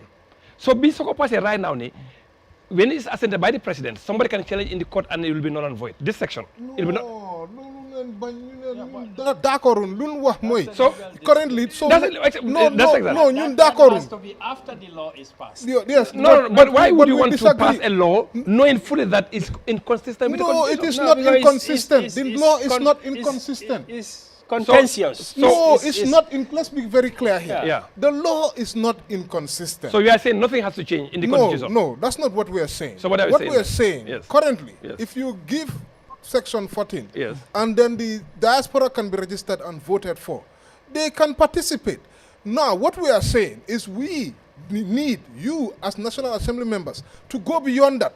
not just give them the right to vote. We want you to do the full job. Yes. The full job is right now, let Section 14 pass, 1. Yes. Then move on. Amend Section 88 and any other section that you want to expand.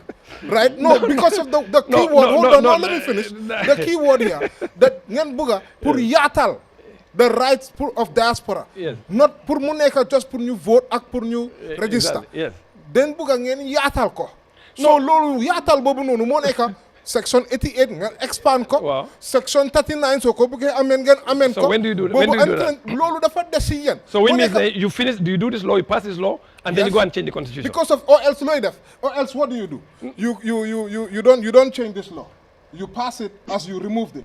You then go and you change 88. You then go and change 39, and then you come back and change election.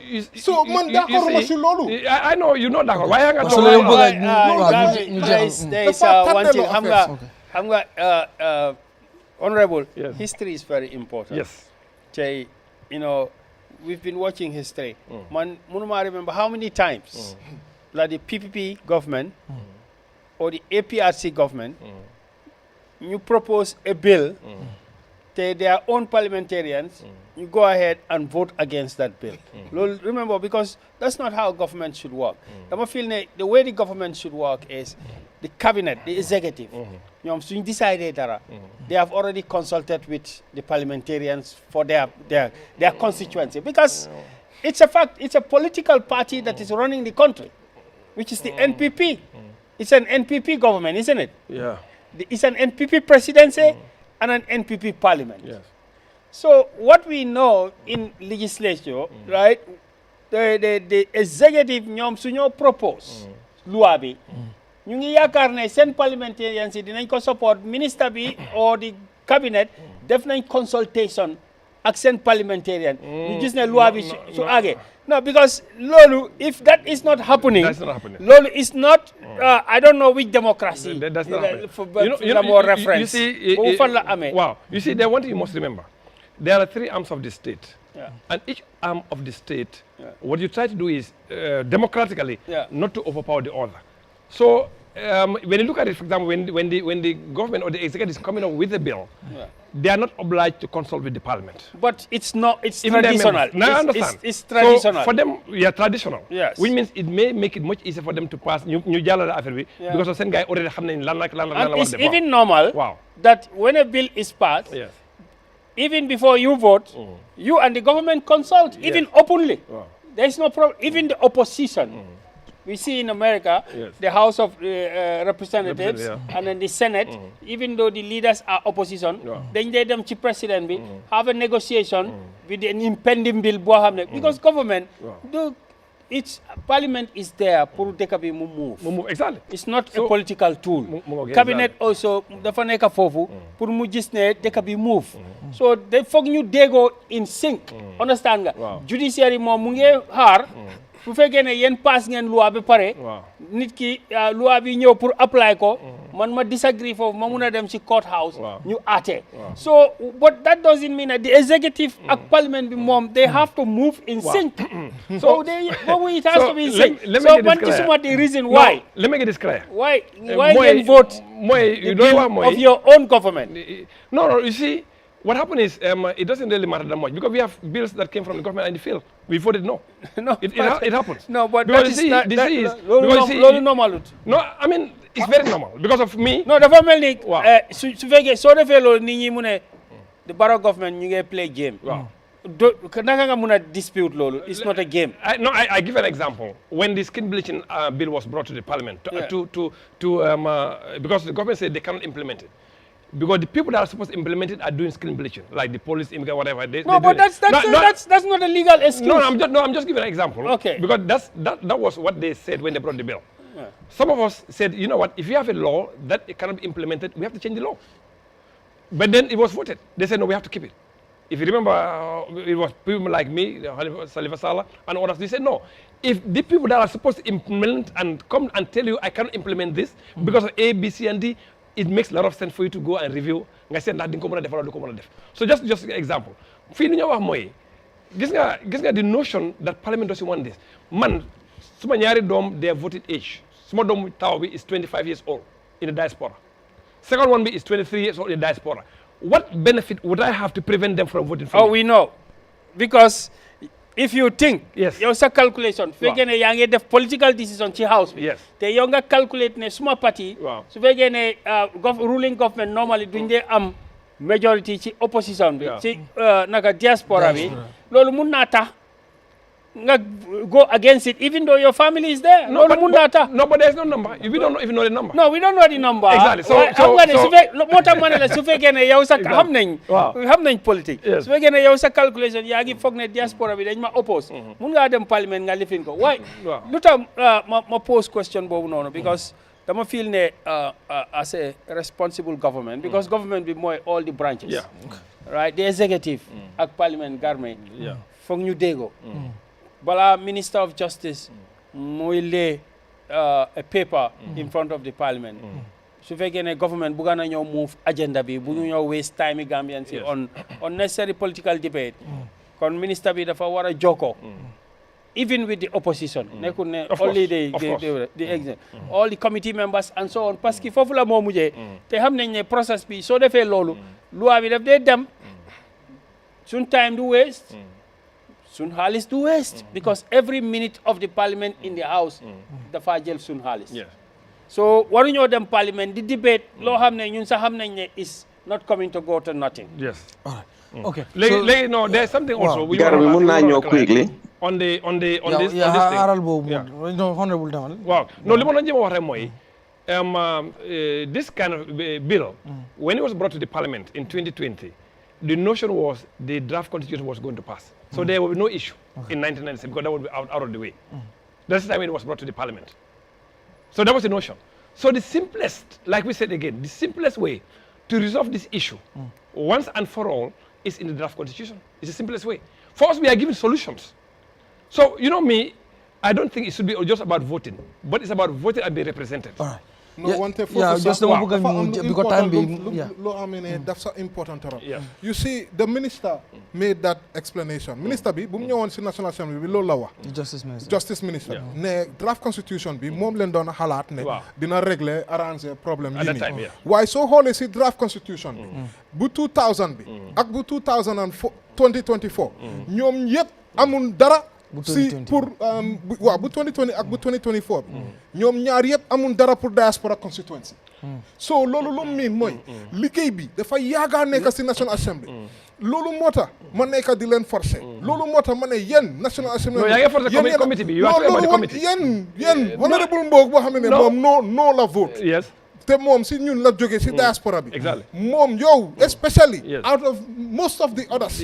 More so than even committee. But it cannot be implemented. It can be. Bring IC here. It can be. Bring IC here.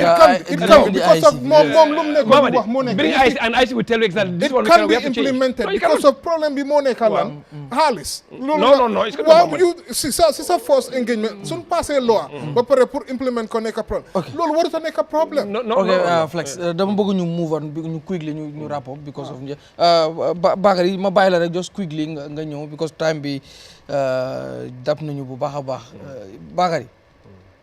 jërëjëf Garmi am pour dëgëral lu courant ak Flex wax fii nii rek because dafa important tamit suñ Minister of Justice bi su indee bill si parliament bi because comme nuñ ko dee waaye parliament dañ am liggéey bu bari bu ñoo def dafa mel ni yow nga ne bugga nga yàlla rek bugguloo yonent bi it's very disingenuous sorry to use that word waaye Justice Minister bi ñëw table bill si parliament si boppam ba pare dellu toon di wax parliament bi ne there is a problem with this bill. So what's the point of doing that? Because Lord of Ameni Yangi waste time in it, the waste taxpayers' money. That should not happen. Justice Minister, the Parliament should reprimand him for that. Secondly, there is politics in anything that we do. The pare ñu day gestu ken si ñu nekk si diaspora bi bugalu Gambia dem si kanam. You know, ñun ñëpp am nañ a collective interest pour Gambia prosper suñ démocratie gën a dëgër. While léegi we can see between the gates. Gis nga man bu li happune mané Justice Minister bi mu ngi jéema play chess game because ñun ñëpp gis nañ ne there is a lot of noise ne draft constitution bi dina am jafe-jafe pour mu pass si National Assembly bi léegi tax na sax ba withdraw na that bill be early June or June si luma dega. Reschedule, yeah. So ñoom léegi ñu ngi use an excuse ne all these issues yuñ am si yëfi diaspora lii bi mu ngi si draft constitution ñoom buñ bugg a mu pass waaye withdraw nañ draft constitution boobu waaye soo seetee draft constitution bi comme nu ko flex waaye ñu ñoo wax one thing about that draft constitution but what is in there is completely different.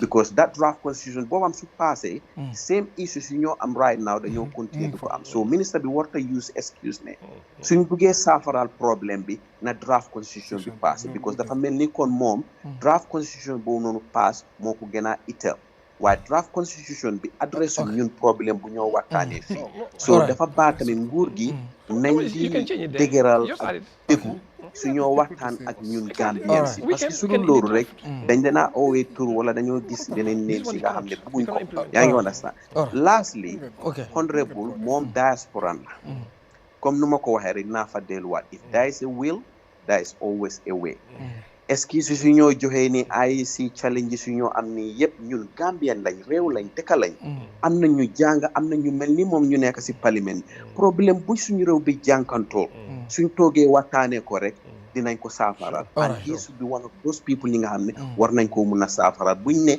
dafaa nekk ak problème rek waaw su problème bi ñëwee naka lañ koo saafarale suñ ko waxtaanee rek dina mun a sooti jërëjëf thank you so da nga bëgg a respond waaw no just like li ma wax is perfectly correct problème bu nekk suñu waxtaanee ñu neen let's remove the politics aside then we should be able to come with a solution that's perfect so why do xew mooy su fekkee ne issue ñëw na yow nga bëgg a bring the politics on it just like the first thing that came you know oh they prevent that from voting like I told you earlier in the law the law doesn't because the Supreme Court was very clear no exception then the High Court also come back and say that the Supreme Court will decide is actually correct so in fact we are subordinate we cannot even challenge what the Supreme Court actually has said now the issue mooy diaspora and I keep asking this question are they only interested in voting or they are interested also to be represented? I keep asking this question. Now for them to be represented properly, exactly in both. But when people talk, they only talk about voting.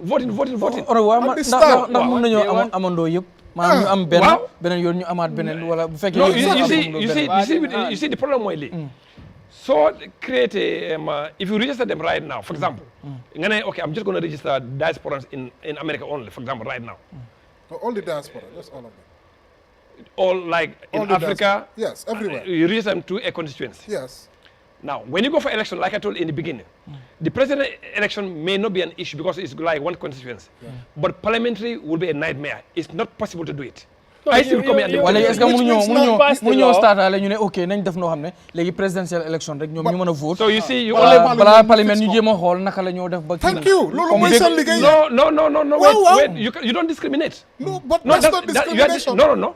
Look. No, but the presidential election, you made sure that the law is sufficient, okay, right, you mean for them to vote, and make sure that before the parliamentary election, then I'm time. No, wait, Dan. Yes. We know what time. We not. Wow. We not.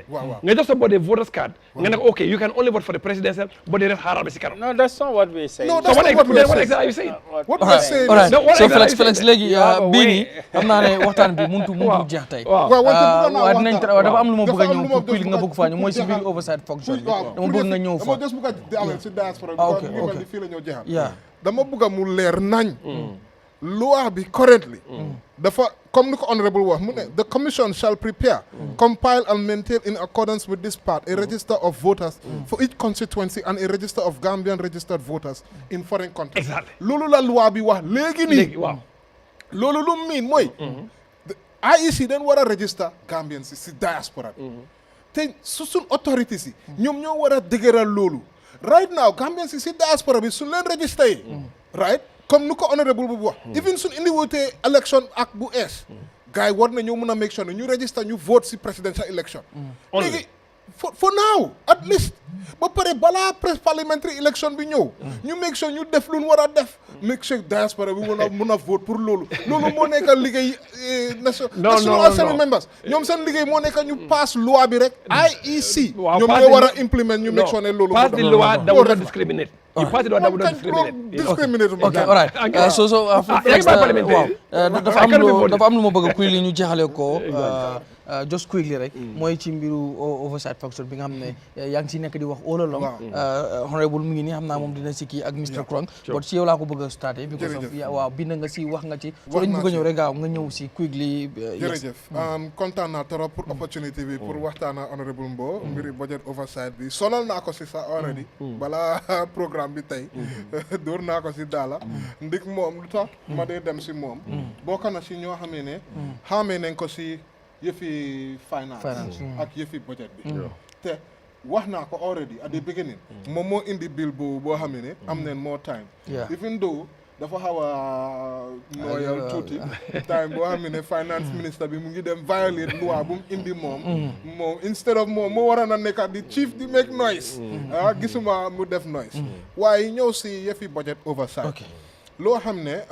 soo xoolee si National Assembly dafa am xëy na dina nit yu bari ñu nekk di déglu duñ xam lan muy budget oversight man leeral foofu tuuti Parliament budget bi dañ ko dee am ba pare ñu pass ko ñu edit ko ñu amend ko ñu pass ko su gaay passé budget bi start of the year door na di implement budget bi so start of the year implementation boobu noonu as soon as gaay door di implement da ngaa gis ne National Assembly ñoom dañ dee ñëw ñu gestu finance minister bi dina door di ñëw ne Parliament yéen approve ngeen budget bi nii lañ ko doxalee every 3 months loolu moo nekk si standing order 94 dafa ne every session finance minister bi wala vice president or finance minister war nañoo ñëw ñu report si parliament ñu joxe ay update naka leen nekkee di jëfandikoo ak budget bi booba di nga gis ne parliament maa si ñoom Mbow dina ñëw ñu gestu ñu ci kayit bi xool ko nii xool ko ne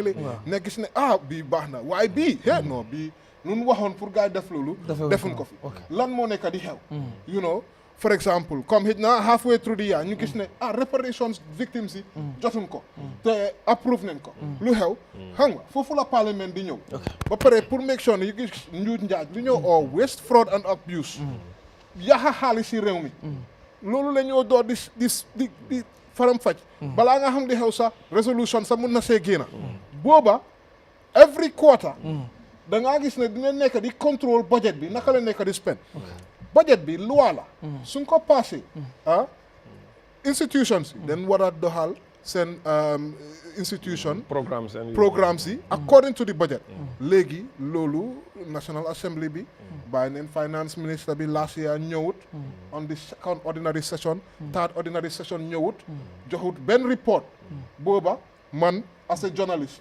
munumaa report munumaa wax askan bi ne xaalis bi fii la duggee you know National Assembly members yi ñoom itam xamul si dara fourth ordinary session mu indi ko ndig dafa bëgg a budget pour 2025 am na ne su indiwutee du am so this year ñu start fourth session bi on the third la waroon a ñëw indiwut ko no explanation nothing léegi gis naa ne si revised agenda bi dina war a ñëw on the 18th loolu la gaay def waaye benn tey ñu ngi xaar pour xool ban façon information la ñoo indi ndik suñu indee information duñ indi all funds loans ak suñ grants yi duñ xam naka la nekk di demee loolu yëpp i problème la si ministre bi nu nekk di doxalee ministre bi moom man gis naa ne fail na pour indi budget last year on time last year twice fail na pour indi budget performance report ba pare this on the third mu fail pour indi ko nen gis ban façon information la moo joxe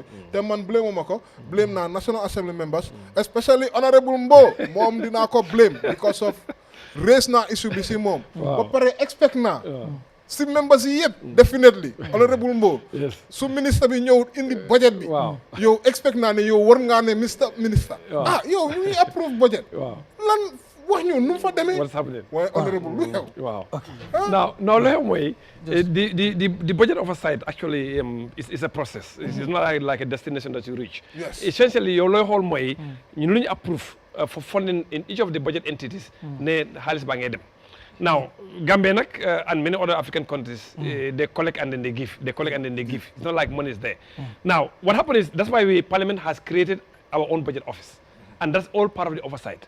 In fact, this is for the first time the Gambian Parliament actually has created such about 2 years ago, or 3 years ago, we created our budget office, which has access to the system. So you're going to see that us, by the day, or in real time, we can tell you the expenditure that's happening in each of the ministries on real time. Yeah, but there is still an issue. No, I'm coming. I'm coming. Okay. I'm coming. I'm just telling you that what we have done in budget oversight. It's not like we have to wait for the ministers to come. No, we cannot wait for the minister.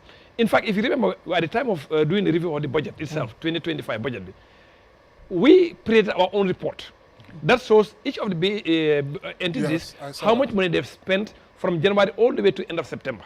That's what was guiding us. Because we prefer you prefer our own reports than the report that is coming from the executive, because you never know. So we do that, and we do all that to ensure that we know actually what is actually happening in each of those entities. Okay. So you're going to say that first is the creation of the budget office, which we have done 3 years ago, to help us also to extract reports, analyze it, and then tell us.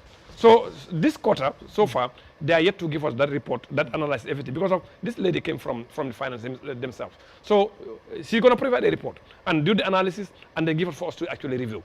Now, when the minister also comes, then you have two things that you can actually look at.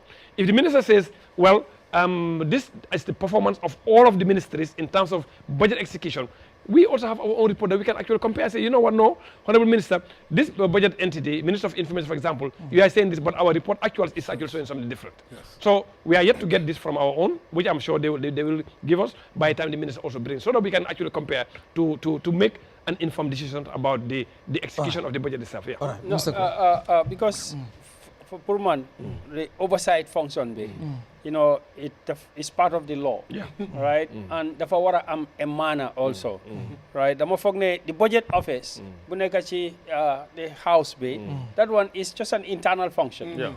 But the process of making them accountable, more at quarterly, every quarter, to demand that the minister appears, right, and present the revenue and non-recurrent expenditures in details, lay out, then under a public scrutiny, right, in front of the parliament, you question, understand, what are the variances, and then what are the reasons for the variances, analysts and the journalists also, and then the rest of the population, because we have economic problem.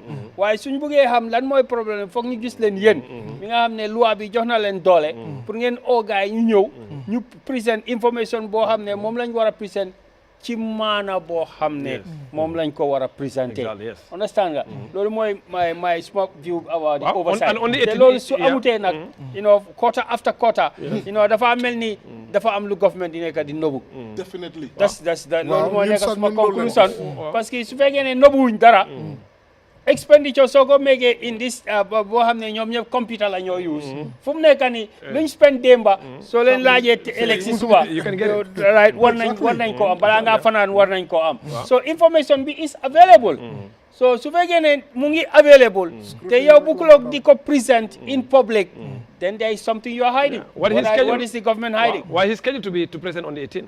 So but we are talking about last year, 4 quarters. Yes, 2 quarters. 4 quarters. I cannot remember exactly. 2 quarters. No, he did second and the third. Yes, second and third. But he did the fourth one. He did the first and the fourth one. The first and the what fourth happened one. in the second and third? I cannot actually remember what happened in the second and third. But I know the first and then the fourth was done. Right. So what happened in the second and third? I cannot remember exactly. Okay, yeah. Mr. Kron, what is important? buñ sukkandikoo ci audit report bi comme dañu wax ne both the office of the president and the minister of justice they refused to disclose details regarding the sale of former president Jammeh's assets.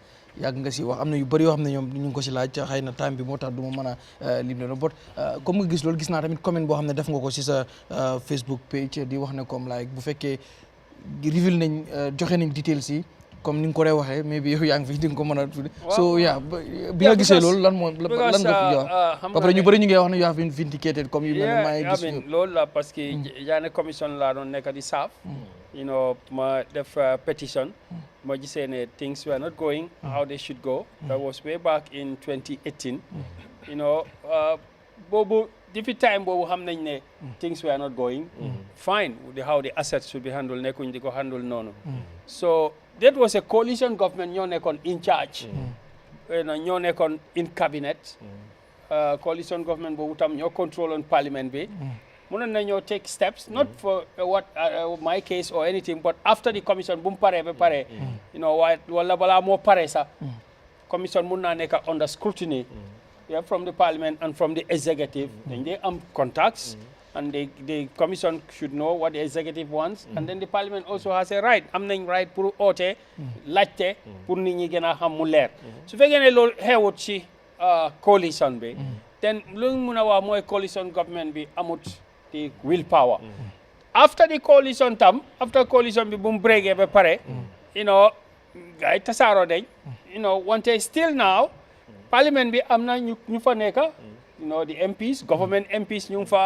ba tey the opposition MPs ñu ngi fa right and naka executive bi tam yoo xam ne NPP ñoo ko control ndax am nañ will be still now pour génne information boobu noonu mooy deal with because ni assets yi nit ñi xam nañ ne assets ni jaar nañ ci yoon boo xam ne jaarut ak yoon you know ñu ko represent question si soo ko gisee ñen ñoo represent di jënd assets yi na ñen ñoo ko jënda process bi naka la demee parce que process dafa important te transparency dafa important for part of the process both at the government level executive level minister bi comme Batambe daf daan jóg mu joxe press conferences lii mooy xew waaye depuis buñ jaayee kenn déggut press conference moom bu mu demee tam dégguñ press conference the parliament also has am nañ oversight committees and so on yoo xam ne ñoo responsible assets yi ñoom tamit am nañ responsibility to raise question so moo tax ñu ne ñu fa nekkoon boo di NPP and ñoo xam ne ñooy UDP ñoo xam ne xam nañ dara si assets yi ñoom amuñ political will pour wax Gambian si Jammeh assets fan la duga waaw no to just leeral rek parliament jox nañu information about the assets the land ñu jaayoon yëpp jox they gave us and kan moo ko jënda ak ñaata la ko jëndee they gave us we have it they gave us moto yi nag the list I don't remember seeing a car but all the land assets or building whatever that was sold by the ministry they gave us one by one. No, the audit report is also questioning the manner in which naka lañ ko jaayee. We are yet to review the report, so it's premature for me to say anything. While li ma wax mooy ñun as far as those assets are concerned, the landed properties, we know who bought them and how much they bought them for. Now, once we start to review the reports, then those questions that they raise, why was this? But this is more than 5 years now. The time being almost 5 years. When we started in Parliament, the reports we were looking at was 7 years old. That's what happened. You remember? It was 7 years old. Yes. So we are playing catch-up game. You have to exactly. That's what's happening. So then your report, you know, whole, I 7 years behind la. So because loolu la fekk te duñu mën a skip this year, you know audit. This skip. Now what happened also is when the closing balances of one particular year might start the opening balance of the other year. So when you come, you have to wait for the Auditor General. But right now, the Auditor General, honestly, they're doing all that they can do to ensure they try to catch up with but parliaments have, Parliament could come like the auditing system. Auditing system, mom schedule that they follow and then follow procedure. While Parliament, mom can always jump. Parliament mun naa laajte about issues. No, we can. When the public, su fekkee ne public am nañ concern ne lii ak lii nu mu demee kontaanuñ si ñu ngi koo dégga. Parliament ñoom mun nañoo jóg. Of course, anytime. And raise question. ñu all people before the Parliament to come and because ñoom rek am doole boobu pour def loolu. Exactly. Or minister bi or kii make some kind of a parliamentary inquiry. Loo xam ne du commission of inquiry sax du court case. It's just a simple that can pop up anytime. Te the parliamentary inquiry luñ xam daf they war a deal with issues at the spur of the moment. You hit when the iron is hot. No loolu lañ xam ci parliament. Waaw. Okay, so for like ñu jeexale si yow rek. Jërëjëf, of course gis neen surprise kenn xanaa soo nekkutee di déglu sun whistleblower si lu nekk di wax ak seen petitions yi ñun yëpp gis neen ko it's just unfortunate but loolu yëpp the government bi su ko keep on very well mu make sure ne xaalis bi dem on the right place use loolu waat si Gambians yi dinañ doon gis njëriñi commission yi waaye tax na ne nit yi fu mu nekk nii soo waxee commission sax fu mu nekk nii Gambians yi bëgguñoo dégg mbiri commission sax commission upon commission dafa mel ni dañ dee ubbi commission pour ñu reward seen yenn xarit yi ñu leen a jox commissioner position ak yooyu noonu ñun loolu leen nekk di gis because of lan moo nekk njëriñi commission si su dee da ngeen a ubbi commission ba pare at the end report su ñëwee da ngeen a def lu leen ne o doo leen toppa yoon xaalis bi su ñëwee ñu jaay bagage yi kenn xamut fu mu jaar o yow sax as government doo bëgg a ñëw nga wax loolu moo wane ne definitely den war a xool ban yoon leen nekk di jël te lii nekku di best way thank you so much time bi dafa jeex tak di la gërëm bu baax Flex daan Mabri Kurang as always di nuyuwaat suñu yeneen panélistes yi Mr Bojang next week inshallah dinañu join an Seeku Jang yëpp inshallah dinañ fi mën a waxtaane maybe next week nga bëgguma wax suñu benn guest bi mu defaat ni ñu defoon but maybe next week maybe commando maybe dina ko make because of mooy loolu so honorable thank you so much for coming kontaan nañ trop si ñëw bi itam because of ñu mel ni yéen dañ leen dee soxla ngeen di man di ñëw ñu man di waxtaane réew mi so thank you so much ma bàyyi la rek nga tàggoo waaw just di la gërëm waa kër gi yëpp tam di wax ne tam mbir mi nii la mbir boo xamee ne ñun ñëpp ñoo ko bokk war nañ ci mën a toog ci table di ko waxtaanee itam comme lu mel ni rek affaire diaspora bi affaire parlement moo doxee loolu yëpp lii nit ñi ñoo ñu teg foofu so am nañ the right for them to know and am nañ right for them to criticize but at the end of the day we can sit and then agree on solutions parce que man gis mooy any issue bu nga xam ne nii war naa nekk ci table fii as Gambians mën nañoo toog bu waxtaan pour autre solution for man gis ma loolu so moo tax nag comme programme yu mel nii daf dee baax ñu mun di ñëw di waxtaan di mayante xel ñu seen na li mooy issue bi xam nga ñu weddante kii pousse fii but at the end of the day solution rek la ñu ut nothing else so ñu ngi gërëm ñëpp di sant ñëpp surtout Flex daan an suma Thomas te tam ñu ngi leen di encourage for them to practice nuyuwaale waa Saloum ak waaw koor gi nuyuwaale waa Saloum bu baax tam ak Bakary mooy tam xam nga half Saloum la mooy tam waaw exactement so ñaani ja waaw xam nga ñun ñoo leen moom so ñu ngi leen di nuyu yéen ñëpp ak ñuy seetaan la ci yëpp ak waa Saloum yëpp ne tam di leen gërëm di leen sant di leen ñaanal Ramadan bu sedd te luñ ci jàmm yëpp yàlla defal ñu ko macha allah thank you so much honorable di nuyu ñëpp ñi nga xam ne ñu ngi doon seetaan ci Facebook beeg YouTube ak foo leen ñu moo di seetaan